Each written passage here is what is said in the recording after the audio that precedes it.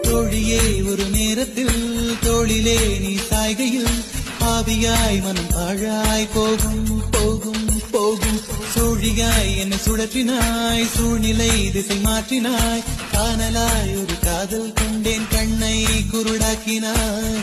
காற்றினில் கிழியும் இலைகளுக்கெல்லாம் காற்றிடம் கோபம் கிடையாது. உன்னிடம் கோபம் இங்கு நான் கொண்டால் எங்கு போவது, என்ன ஆவது, என் வாழும் தாழும் முன்னு சேர்வது.